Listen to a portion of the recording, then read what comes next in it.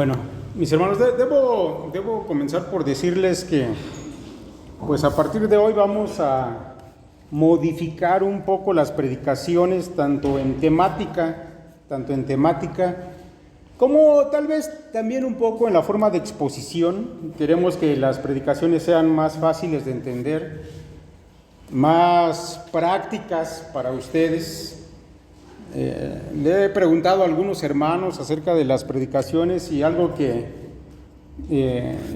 coinciden es que parece como que les damos demasiada información en una predicación.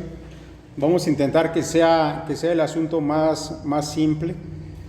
Pero mire, vamos a, mis hermanos, a comenzar por algo que pensamos que es importante, esas cosas elementales de la vida cristiana.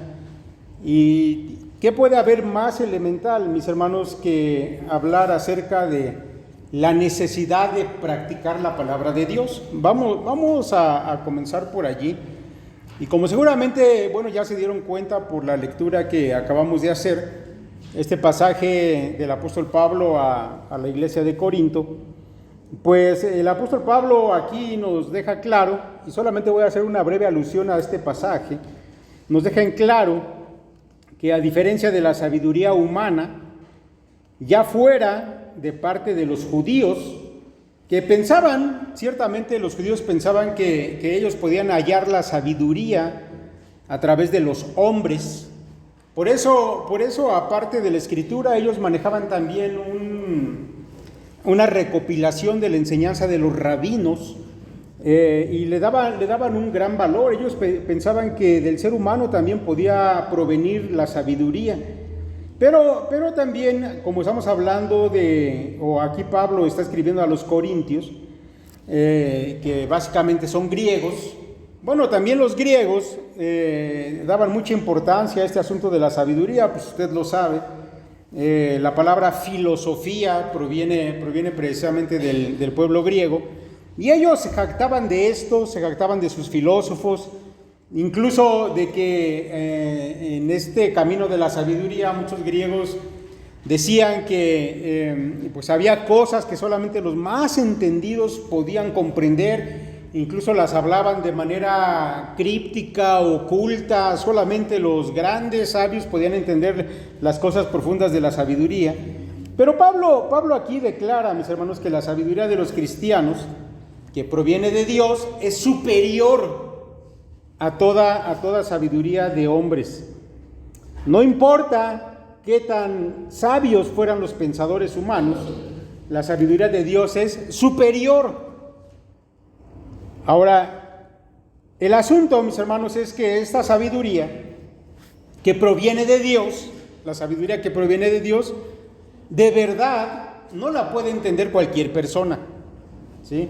No es como en el caso de los griegos, que ellos utilizaban incluso hasta como palabras ahí medias raras, en clave, que solamente entendían los iniciados.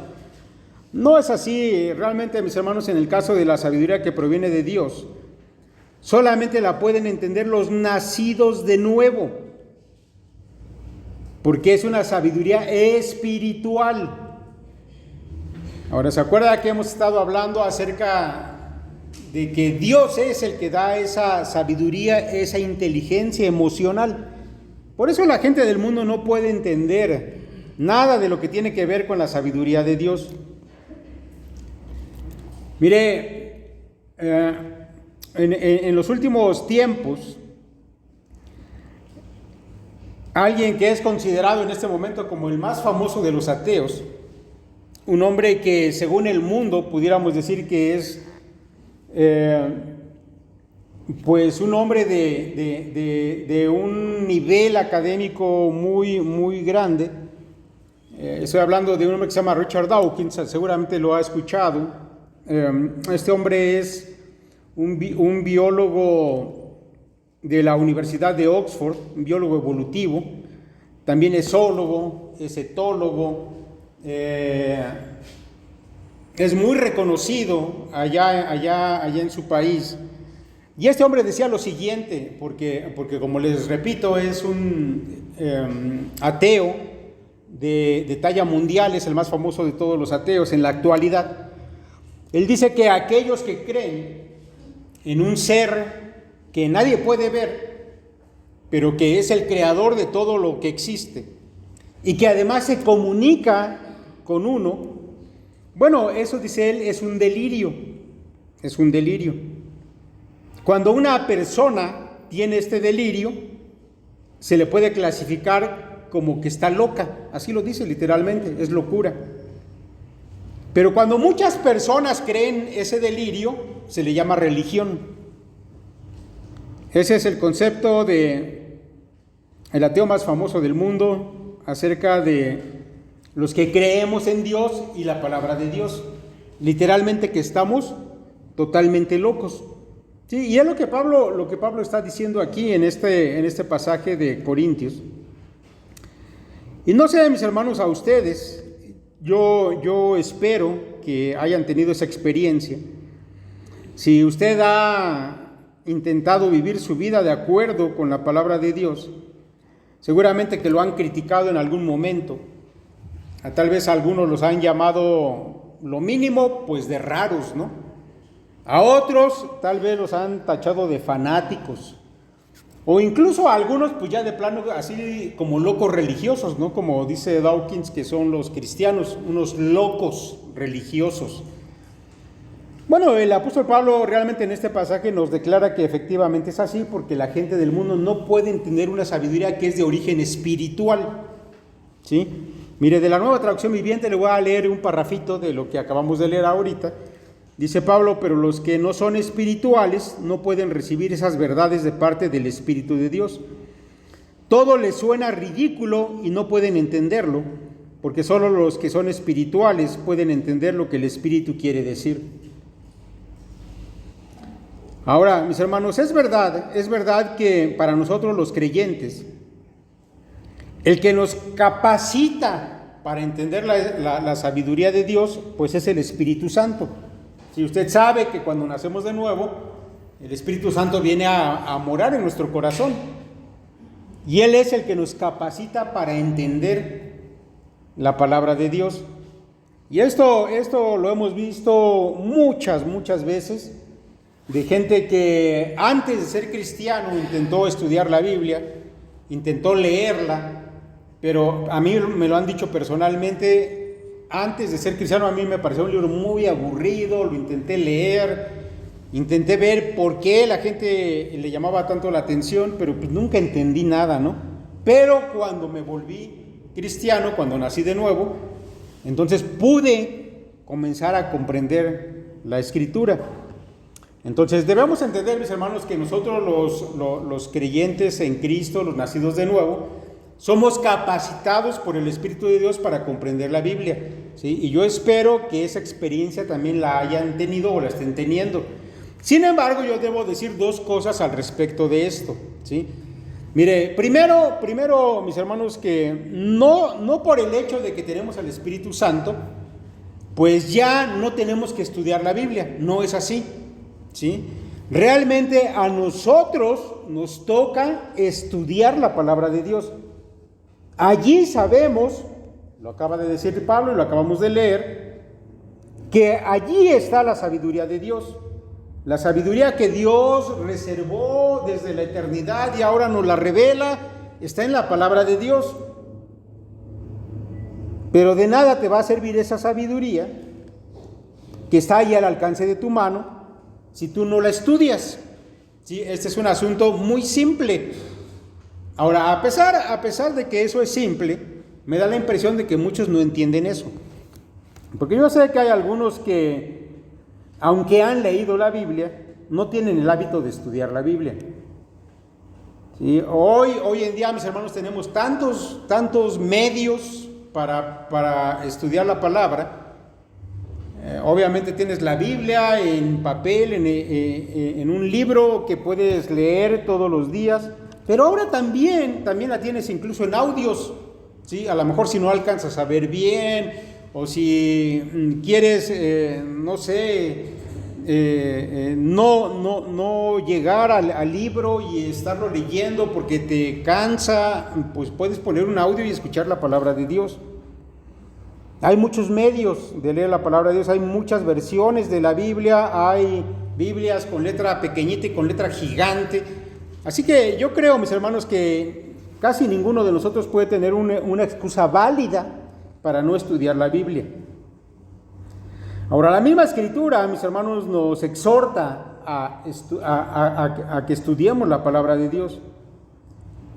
El Señor Jesús, por ejemplo, le reclamó a los religiosos de su tiempo de que no estudiaban la palabra de Dios, a pesar de que ellos eran los doctores de la ley. El Señor les dijo: ustedes se equivocan, yerran, porque no conocen las Escrituras. Ahora, no sé, mis hermanos, si esas palabras del Señor también las pudiéramos aplicar a nosotros mismos.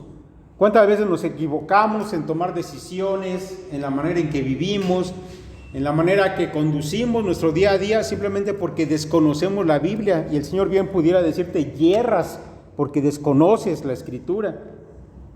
Por otro lado, el apóstol Pablo exhortó a los cristianos, si usted lo sabe, allá en la epístola de Colosenses, en Efesios también se nos recomienda que la palabra de Dios debe tener nuestra morada en nosotros en abundancia.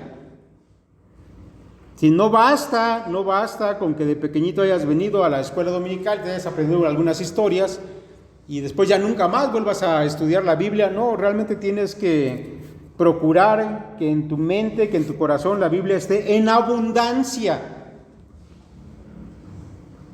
Yo no sé cuántos aquí pudiéramos decir que esto es una realidad. La palabra realmente mora en abundancia en ti. ¿La puedes citar? ¿La pudieras citar para cualquier asunto de tu vida cotidiana? Bueno, yo espero que sí, pero esto solamente lo vas a lograr si realmente pones empeño en estudiar la palabra. Timoteo fue exhortado por el apóstol Pablo a persistir en las Escrituras que desde pequeño había aprendido. Él había sido enseñado por su madre. Y Pablo le dice: persiste en eso. Si debes mantenerte en el estudio de la palabra y vivir conforme a eso. Así que, mi hermano, si tú quieres ser útil en las manos de Dios, tienes que conocer la palabra. Lucas nos dice allá en el libro de Hechos que los hermanos de Berea eran más nobles porque ellos escudriñaban la palabra para saber si lo que se les había predicado era cierto. Ahora, yo no sé, mis hermanos, cuántos de nosotros hacemos eso, o cuántos escuchan a predicadores allá en el internet y no se toman la molestia ni siquiera de ir y verificar si lo que están escuchando es real. Digo, yo he escuchado de algunos de ustedes que creen cosas que yo me pregunto, ¿cómo es que dejaron que eso entrara en su cabeza? Y a veces son cosas que a ustedes mismos les dan vueltas y les provocan problema, porque las escucharon por ahí de algún predicador y son cosas que nunca habían oído, pero no se toman la molestia de ir a la Escritura y verificarlo. O simplemente son engañados porque no conocen la palabra de Dios. Ahora, lo que yo quiero, mis hermanos, exhortar, recalcar aquí, es que es importante que conozcas la palabra de Dios. Debe ser un deleite para ti. Estamos hablando de una sabiduría, mi hermano, que es superior a toda sabiduría humana. Si yo sé que aquí en el mundo se le da mucha importancia a la gente que tiene títulos académicos, que es maestro o doctor en ciertas materias, y a veces admiramos a ese tipo de gente, pero tú tienes al alcance de tu mano una sabiduría superior a eso. Por eso me extraña que a menudo seamos tan desdeñosos con la palabra de Dios y no pongamos empeño en estudiarla. Ahora, ¿qué va a pasar si tú no estudias la palabra de Dios? Pues lo que va a pasar, mi hermano, es que vas a terminar conduciendo tu vida, viviendo bajo las ideas mundanas que escuchas. Porque si tu cabeza no la llenas con la palabra de Dios, la vas a llenar con otras cosas. Con lo que comentas con el vecino, con el compañero de trabajo, con los amigos, cuestiones culturales bajo las cuales el mundo vive. El mundo cree cosas y acepta cosas, mis hermanos, que son corrientes pasajeras que pasan por este mundo, y la gente conduce su vida de esa manera, y tú como cristiano vas a terminar conduciendo tu vida de esa manera, a menos que en lugar de todo eso, tu cabeza la llenes con la palabra de Dios. Mira, por eso, mis hermanos, es que hay en la vida cristiana muchas cosas erradas que se creen y que a veces se aceptan. Por ejemplo, yo he platicado con algunos cristianos que creen que el divorcio sigue siendo para ellos una opción. Si lo miran como una solución a sus problemas matrimoniales. Más de una vez alguien o algunos me han dicho: hermano, ¿y si mejor ya aquí la corto con mi esposa o con mi esposo? Porque esto ya no tiene solución, yo creo que lo mejor es que nos separemos. Bueno, eso es un producto, una creencia de que no conoces la Escritura y por qué la Escritura no permite el divorcio. Ahora, cuando una pareja cristiana, un matrimonio cristiano llega a esa situación de un divorcio o de estar pensando en un divorcio, precisamente es porque no supo cómo vivir correctamente su matrimonio. Y a menudo los matrimonios intentan solucionar sus problemas por lo que dijo la vecina, por lo que escucharon allá en un programa de internet, por lo que les dijo el psicólogo ateo, que a menudo son puras tonterías lo que les dicen, y eso los va a llevar a una situación pues muy mala en su matrimonio.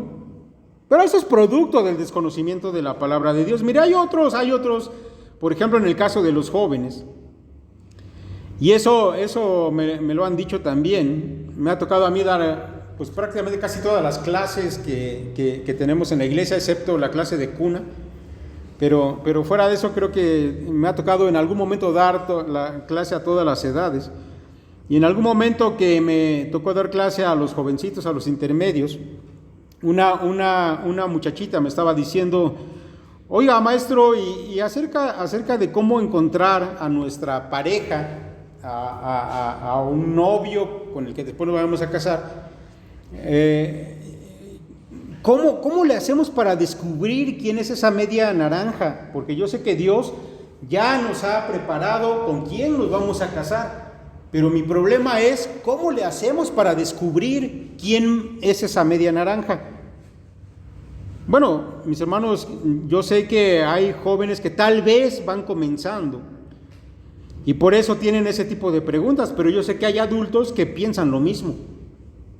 Sí, incluso puede haber algunos que digan: es que yo creo que me casé con la persona equivocada, ¿no? Mi media naranja que me tocaba, quién sabe dónde andará, ¿no? Pero con la que estoy, pues no es la que me tocaba a mí.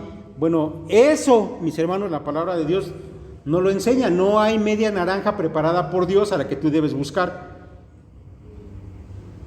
Sí, la manera en que tú debes elegir al hombre o a la mujer con la que vas a noviar y con la que te vas a casar tiene otros fundamentos bíblicos. Pero solamente si vas a la Biblia y la escudriñas, vas a conocer cuáles son esos fundamentos sobre los cuales puedes elegir correctamente a una pareja. Hay otros cristianos que creen que si pecan, ellos pueden equilibrar la balanza delante de Dios haciendo cosas buenas. ¿De casualidad usted no piensa eso?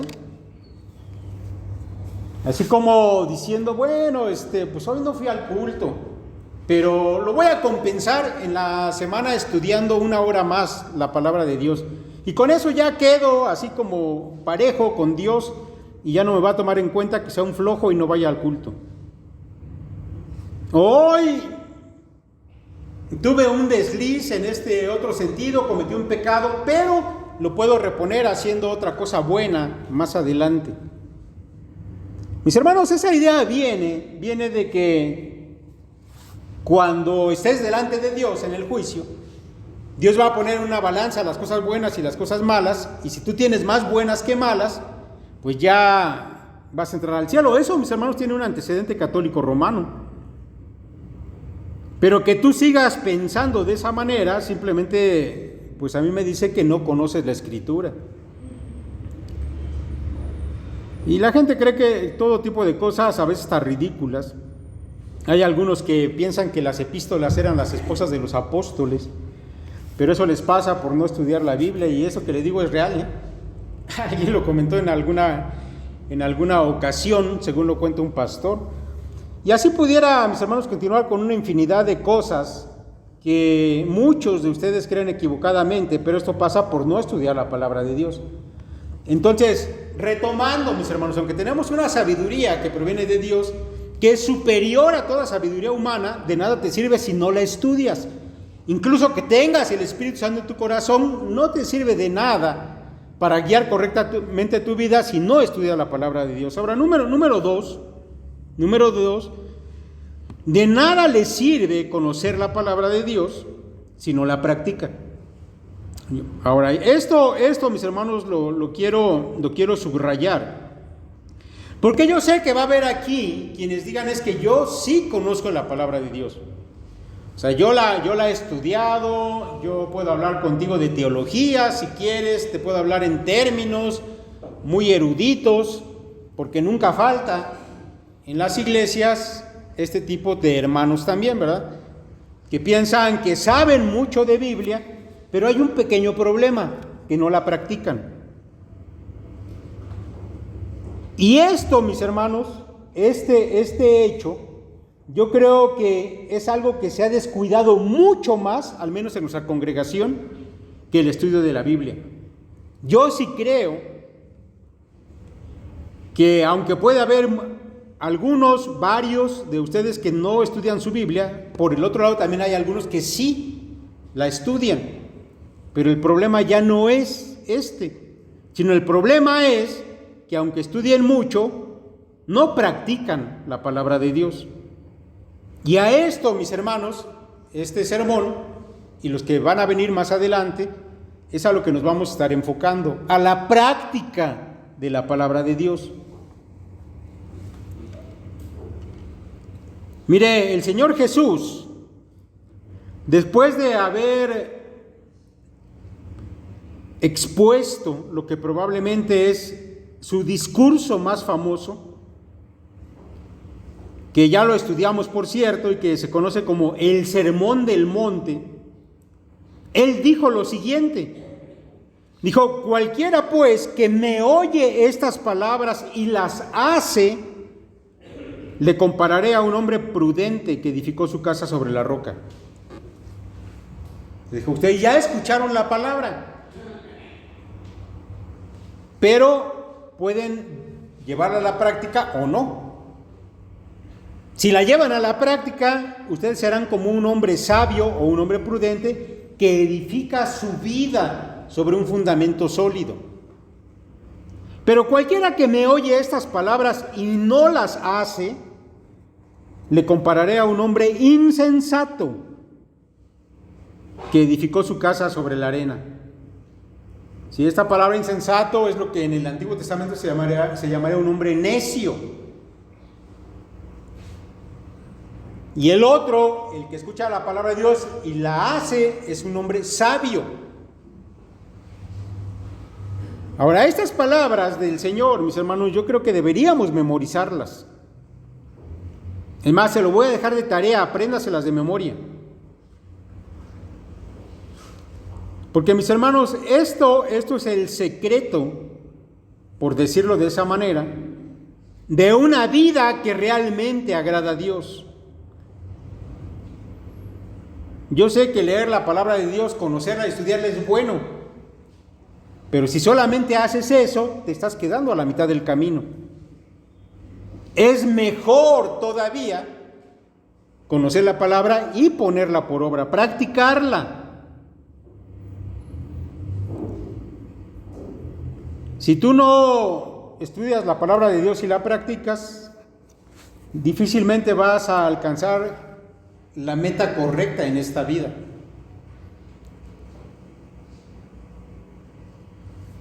Mire, en esta vida, mi hermano, tal vez tú estás más enfocado en la escuela secular, en los títulos académicos, en el caso de los más jóvenes. Para los demás, tal vez su objetivo en esta vida sea tener algunas cosas materiales, obtener algunas cosas que le den comodidad para vivir mientras están aquí en este mundo. Y al estar enfocado en este tipo de asuntos, seguramente que puede ser que has descuidado vivir de acuerdo a la voluntad de Dios, que es lo que a final de cuentas va a contar para la eternidad. ¿Sí? Si tú puedes al final de tu vida en este mundo decir que has sido un hombre o una mujer exitosa por las cosas que has acumulado, por los títulos que has recibido, por el reconocimiento que la gente de este mundo te da, pero no has vivido agradando a Dios, yo te puedo decir con toda seguridad que has fracasado en tu vida, en este mundo, y eso va a contar para la eternidad. Por eso es importante practicar la palabra de Dios. Ahora escucha lo que el Señor Jesús sigue diciendo, después de que terminó ese sermón del monte y dijo que el que oye mi palabra y la practica, o el que oye mi palabra y no la practica, después de eso el Señor también añadió: no todo el que me dice Señor, Señor, entrará en el reino de los cielos, sino el que hace la voluntad de mi Padre que está en los cielos.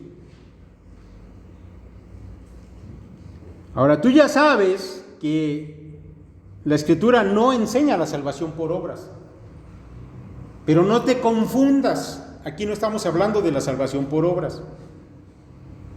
Aquí estamos hablando de la evidencia que Dios va a evaluar para los que van a entrar en el reino de los cielos.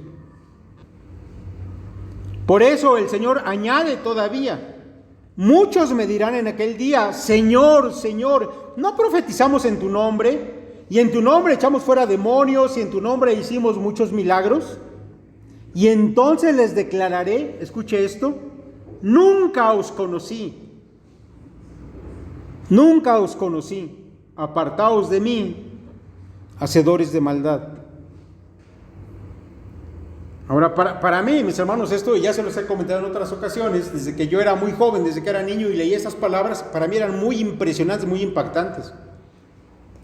Porque yo creo, mis hermanos, que lo peor que le pudiera pasar a un ser humano es llegar a la presencia de Dios y que el Señor le dijera: apártate porque no te conozco, aún cuando pasaste toda tu vida yendo a la iglesia, ni te conozco. Ahora yo quiero que usted note que hacer la voluntad de Dios, y aquí es donde encontramos la parte importante de este pasaje, hacer la voluntad de Dios es una forma en que los verdaderos creyentes serán reconocidos como hijos de Dios. ¿Sí? No es que se salven por las obras, pero sí es por su obediencia a la palabra que ellos son distinguidos como hijos de Dios. Son reconocidos por Dios como sus hijos.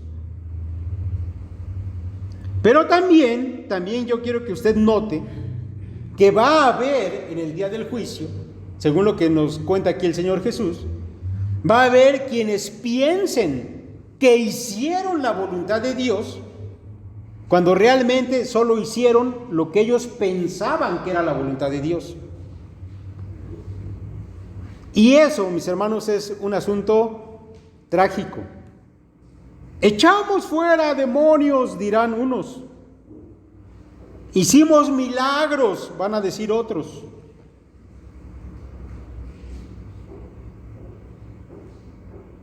Pobres ilusos. La verdad es que vivieron su vida errando el camino. Ahora yo quiero hacerles la pregunta a ustedes, y cuando usted esté delante del Señor, ¿qué va a decir? Señor, pero yo iba a los cultos cada vez que podía. Señor, yo traté de vivir lo mejor que pude. Mira, no maté a nadie. No fui un hombre violento. Eduqué a mis hijos, pues como mis padres me educaron a mí. ¿O qué va a decir?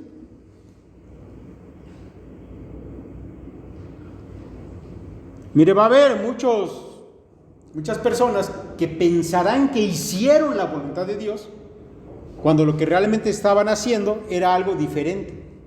¿Pero por qué pasa eso? Porque no conocen la palabra de Dios y porque nunca intentaron ponerla en práctica. Un hermano cuenta algo que tal vez a usted le haya pasado. Mire, él dice que en sus tiempos de estudiante, un día que él recuerda, llegó a la escuela y le dieron su examen, era día de examen, estaba resolviendo su examen. Cuando terminó aquel examen, él se sentía confiado de obtener una buena calificación. Digo, a todos los que nos ha tocado pasar por esto de los exámenes, pues ustedes saben que uno sabe cuando le fue bien o cuando le fue mal en un examen.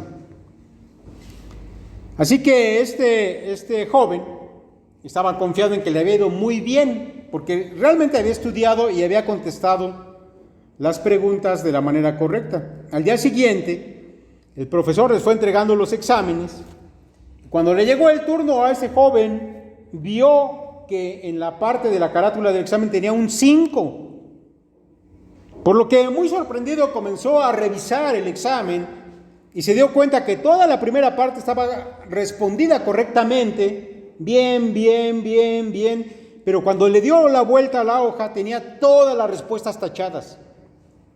20 preguntas que tenía que responder simplemente poniendo verdadero o falso. Así decían las instrucciones, ponga verdadero o falso. Pero él, en lugar de eso, había puesto solamente D o F. Y por no leer las instrucciones que estaban al inicio del examen, pues reprobó. Él pensaba que había hecho todo correctamente, pero no era así, porque no leyó las instrucciones. Ahora, yo quiero, mi hermano, que usted piense que eso le puede pasar no con un examen, sino con su propia vida. Usted puede estar creyendo que va viviendo la vida de acuerdo a la voluntad de Dios, pero realmente puede estar viviendo incorrectamente porque no ha leído las instrucciones, porque no se ha dedicado a leer el manual de instrucciones para la vida que tenemos aquí en la palabra de Dios, y no lo está poniendo en práctica. Y el día que tenga que estar delante del Señor, el Señor le va a decir: apártate, ni te conozco. Pero ¿sabe qué es lo malo? Que el resultado de ese examen no va a ser un 5, sino va a ser toda la eternidad aparte de la presencia de Dios. Pero bueno, mis hermanos, yo espero que usted esté entendiendo la importancia de, por un lado, conocer la Escritura. La sabiduría de Dios está allí para su vida, tiene que estudiarla, pero por otro lado, eso que va aprendiendo tiene que vivirlo, si no, no tiene caso. Ahora déjeme hablarle como última parte de este sermón, porque no deseo abundar ya más. Creo que lo que he dicho es bastante simple y fácil de entender, y yo no quiero que se le atore el bistec, por eso les vamos a dar poquito en forma de papillita, y yo espero que se lo lleven allí en su cabeza, ¿sí? Quiero hablarle un poquito más tocante a esta sabiduría de Dios, y con eso vamos a terminar. Mire, en la Escritura, mis hermanos, encontramos que se nos habla constantemente de hacer la voluntad de Dios, como en todo esto que hemos estado comentando. En esto que incluso el Señor Jesús nos dijo en esas palabras impresionantes, ¿verdad? No todo el que me dice Señor, Señor entrará en el reino de los cielos, sino ¿quién? El que hace la voluntad de mi Padre. Así literalmente está. Ahora, el que hace la voluntad de Dios, ese es un hombre sabio, según la palabra de Dios. Ahora, déjeme clarificar algo tocante a la voluntad de Dios, porque yo quiero que vayamos entendiendo cómo encontramos esa sabiduría de Dios ahí en la Escritura. Mire, nosotros sabemos por la Biblia que Dios tiene una voluntad soberana que solamente Él conoce y nadie más. Porque yo quiero que usted aprenda a distinguir que en la Biblia se nos enseñan dos tipos de voluntad de Dios. Una es la voluntad soberana de Dios. Esa voluntad solamente Él la sabe y nadie más. Por ejemplo, déjeme ponerle un par de ejemplos. ¿Cuál es el número de los elegidos para la salvación? Porque usted sabe que Dios tiene un número de elegidos que se van a salvar. Y cuando ese número se complete, entonces el Señor va a regresar. Pero ¿cuántos son? Nadie sabe eso. Eso es parte de la voluntad soberana de Dios, haber determinado un número, pero nadie conoce esa información. Otro ejemplo claro, mis hermanos, podría ser, ¿cuál es la fecha en que el Hijo de Dios va a regresar por segunda vez a este mundo? Bueno, el mismo Señor Jesús aclaró que nadie sabe eso, solamente el Padre, ¿sí? En su voluntad soberana, Él ha determinado un tiempo, pero nadie lo sabe. Ahora, ese es un tipo de voluntad de Dios que vamos a encontrar en la Biblia. Pero hay otro tipo, ¿sí? Y a ese tipo es a lo que algunos teólogos han llamado la voluntad moral de Dios.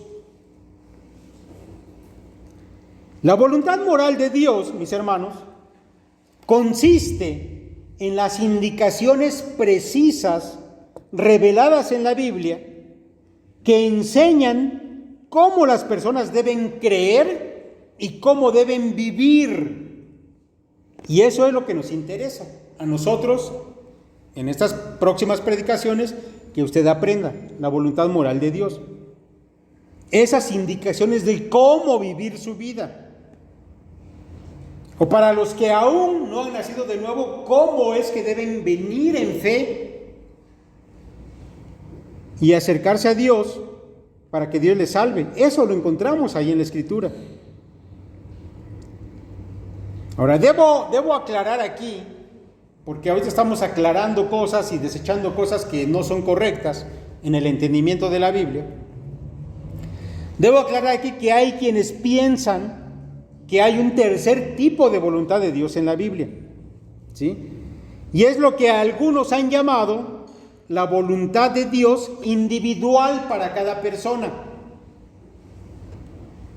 Ahora, eso yo lo he escuchado a muchos cristianos, incluso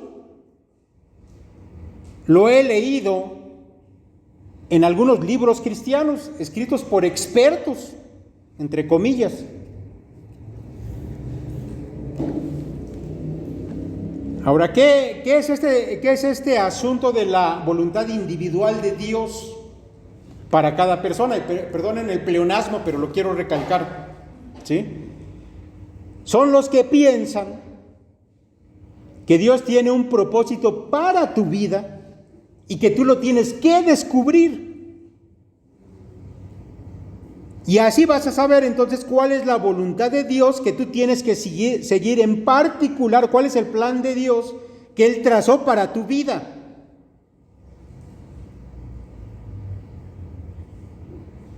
Entonces, mis hermanos, hay cristianos que se pasan la vida intentando descubrir cuál es el plan que Dios tiene para tu vida. Y dentro de esto entra lo que mencioné hace un rato, ¿no? Por ejemplo, ¿con quién me voy a casar? Dios tiene un plan ya para mí determinado, pero tengo que descubrirlo. ¿Qué tengo que estudiar? Por ejemplo, en el caso de los jóvenes, ¿no? ¿Cuál será el plan de Dios que preparó para mí? A lo mejor yo quiero ser abogado y Dios me está diciendo que sea doctor. ¿Cómo voy a saber?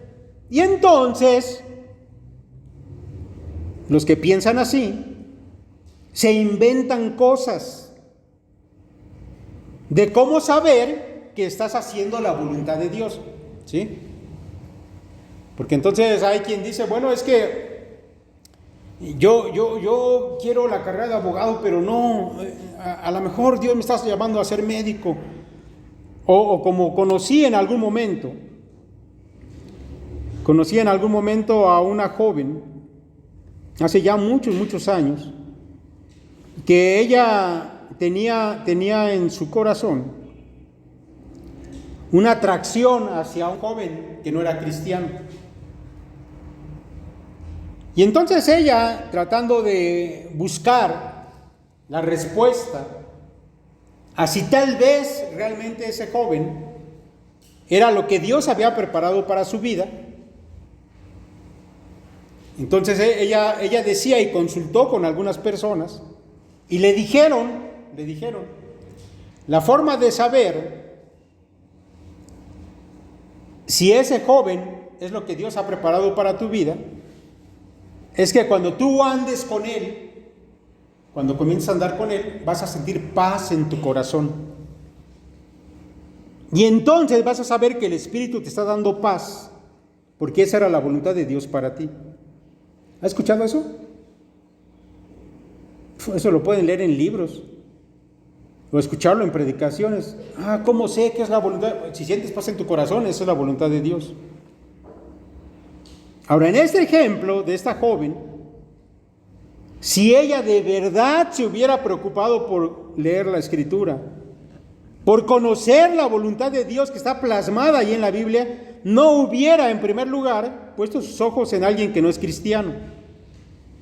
Y después no hubiera tenido que justificar su mala decisión basada en una mala enseñanza. Mis hermanos, debo decirle que tal cosa como la voluntad de Dios, para mí, de manera individual, no aparece como parte de la enseñanza bíblica. Sin duda, mis hermanos, que es muy probable que Dios en efecto tenga un propósito para cada uno, pero eso no está revelado en la Escritura, así es que no lo vaya a buscar ahí, porque va a terminar inventándose fantasías como los de esta jovencita. Entonces, ¿qué nos queda? Lo que nos queda, mis hermanos, es enfocarnos en la voluntad moral de Dios. Ahora déjeme hablarle un poquito de esta voluntad moral de Dios y con eso vamos a terminar.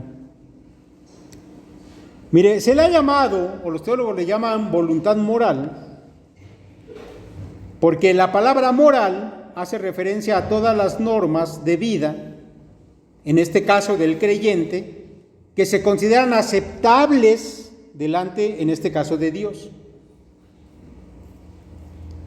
Pero esto, mis hermanos, solamente es una forma de llamarle.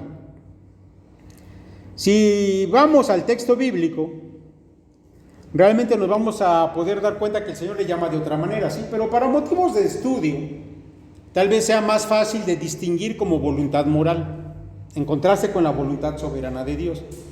Sin embargo, si vamos al texto bíblico, y eso lo quiero aclarar, para que no diga, bueno, es que también te estás inventando cosas que no dice la Biblia, porque si va a la Biblia no va a encontrar ahí, esta es la voluntad moral de Dios, bueno, eso no lo va a encontrar, ¿sí? Solamente es una forma de llamarlo, para motivos de entendimiento. Pero mire, cuando al Señor se le preguntó acerca de la voluntad de Dios, encontramos en la Escritura lo siguiente, dice, y uno de ellos, intérprete de la ley, preguntó para tentarle diciendo, Maestro, ¿cuál es el gran mandamiento en la ley? Y Jesús le dijo, amarás al Señor tu Dios con todo tu corazón y con toda tu alma y con toda tu mente. Este es el primero y grande mandamiento, y el segundo es semejante, amarás a tu prójimo como a ti mismo. De estos dos mandamientos depende toda la ley y los profetas. Ahora, en otra parte, mis hermanos, con esa idea de que todas las instrucciones de Dios para el hombre, las que estaban en el Antiguo Testamento, estaban contenidas en amar a Dios y en amar al prójimo, el Señor lo vuelve a recalcar más adelante, pero enfocado a sus discípulos y a la futura iglesia. En Juan 14 encontramos las palabras del Señor. Respondió Jesús y le dijo: el que me ama, mi palabra guardará, y mi Padre le amará, y vendremos a él y haremos morada con él. El que no me ama, no guarda mis palabras, y la palabra que habéis oído no es mía, sino del Padre que me envió. Y más adelante: si me amáis, guardad mis mandamientos. Y aún añade todavía: el que tiene mis mandamientos y los guarda, ese es el que me ama. Y el que me ama será amado por mi Padre, y yo le amaré y me manifestaré a él. El que tiene mis mandamientos los guarda. ¿Sí? Es decir, si conoces la palabra de Dios y la vives, eso es una muestra de que realmente amas a Dios. De manera que la voluntad moral tocante a las cosas que tienen que ver con Dios, mis hermanos, se le llama amor a Dios. Pero mire, el apóstol Pablo comenta lo siguiente. Dice: no debáis a nadie nada, y esto lo dice en su epístola a los Romanos: no debáis a nadie nada, sino el amaros unos a otros, porque el que ama al prójimo ha cumplido la ley. Porque no adulterarás, no matarás, no hurtarás, no dirás falso testimonio, no codiciarás, y cualquier otro mandamiento en esta sentencia se resume: amarás a tu prójimo como a ti mismo. El amor no hace mal al prójimo, así que el cumplimiento de la ley es el amor. Mis hermanos, la forma bíblica de llamar a la voluntad moral de Dios es amor a Dios y amor al prójimo. Sin embargo, mis hermanos, para fines de esta predicación y para poderla tal vez distinguir más fácilmente, le llamaré voluntad moral de Dios. Pero usted sabe que es el amor a Dios y el amor al prójimo. El Señor eso es lo que enseñó. Ahora, esta voluntad moral de Dios, mis hermanos, siempre es más profunda de lo que nosotros creemos. Porque no es solamente un conjunto de mandamientos o indicaciones, es más que eso. Por lo menos 4 cosas que yo quiero señalar. Miren, primero, número 1, la voluntad moral de Dios es la expresión, y yo quiero que aprenda eso. La voluntad moral de Dios es la expresión en términos de conducta del carácter santo de Dios.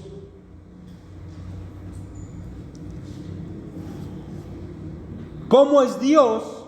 ¿Cómo Dios entiende la conducta santa?